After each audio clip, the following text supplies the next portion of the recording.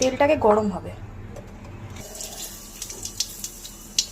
একটু তেজপাতা এখানে আমরা ফ্রাই করব।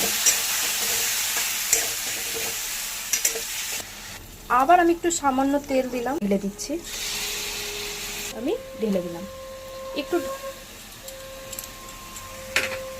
এবার পেস্টটা ঢেলে এটাকে আমি অনেক ভালো করে কষাবো। একটু হলুদ দিচ্ছি,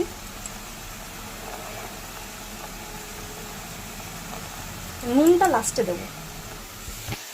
টমেটোটার পিউরিটাও ঢেলে দিলাম, একটু জিরের গুঁড়ো দিয়ে আবার আমি এটাকে ফ্রাই করি। সামান্য নুন দিচ্ছি, এতটা পরিমাণ মতন, আপনাদের যতটা লাগবে ততটা দেবেন। হালকা লঙ্কার গুঁড়ো দিলাম পরিমাণ মতন, একটু একটু জল দিয়ে আমি এটাকে কষিয়ে নিচ্ছি। সানরাইজের গরম মশলা উপরের মধ্যে ছিটিয়ে দেবো।